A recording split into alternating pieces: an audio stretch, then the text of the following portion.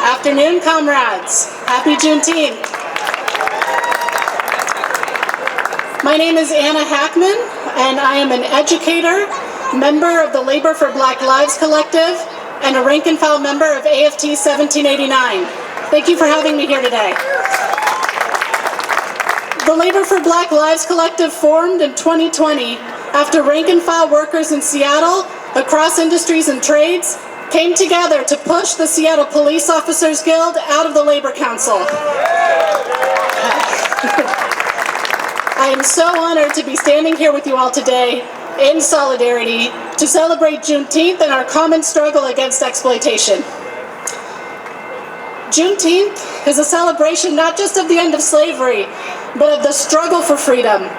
And while Juneteenth may have marked the end of chattel slavery in the United States, we all know the racist exploitation of our communities continues on. In the context of this global pandemic, we are seeing it intensify even more. Although many want to pretend we are returning to quote-unquote normal, we are still in a crisis. And we may be experiencing it in different ways, but all of our oppressions have a common source: an exploitative, racist, patriarchal, and capitalist system committed to our repression over our liberation. It is that system that exploits all of our labor, leaving us all in a constant state of precarity, that strips us of our reproductive rights, that allows our children to be gunned down in their classrooms, that sets our oceans on fire, that prices us out of our neighborhoods and homes and then sweeps us out when we form new communities in the streets that they put us in. It is the same system that tries to hand off T-46 to the military-industrial complex. And it is the same system that sends its racist police force to brutalize, surveil, and kill us in the streets. As an educator, I often see the despair in my students who see themselves inheriting a world on fire. And it's hard for them to envision a way out, let alone something better. What I tell them is to ask themselves what they deserve, and that it's okay to demand more, to fight for more, because we are worthy and deserving of living in a world where we not only survive, but thrive. We deserve industries and trades democratically controlled by its workers. This city likes to call the Bezoses and Schultzes of the world job creators, as if we are nothing without them. But as Amazon warehouse and Starbucks workers remind us, they are nothing without us. We, the rank and file, create the wealth in this country, and we should always be ready, as they were, to withhold our labor to remind them of that. We deserve social housing. We rank and file workers keep this city running. We should not have to worry about how we are going to keep a roof over our heads. Support I-135, sign the House Our Neighbors petition.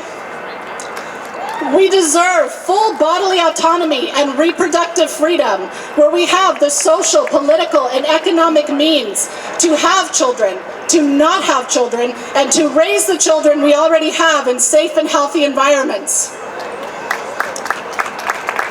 We deserve to live in a world without police and prisons. The police protect the power and property of a white, wealthy elite. We are safer without them.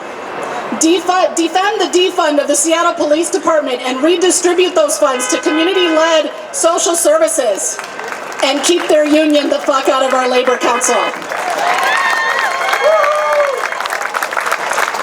And we, the workers of the world, deserve an end to the military-industrial complex. The U.S. military siphons money out of us, takes over our ports, and kills our communities all over the world. Like police and prisons, they do nothing to keep us safe.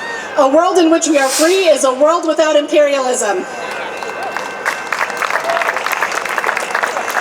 We can achieve these things if we fight together. This Juneteenth, I remember that it was not Abraham Lincoln or General Granger that liberated us. As W.E.B. Du Bois taught us, the end of slavery was not a proclamation, but a general strike. The enslaved liberated themselves through vigilant, collective, organized resistance from below. Our liberation comes from us. We can do this, and labor can play a powerful role But we have to be organized and we have to be politically clear. Our unions and our labor councils have to be democratically run by the rank and file. No more top-down business-style unionism that disconnects the labor establishment from its rank and file base. When the rank and file is organized and strong, our unions are strong. We have to build rank and file solidarity across our unions and fight for all workers, unionized or not.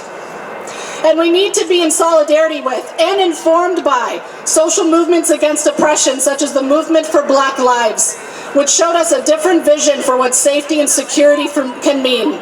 We need to fight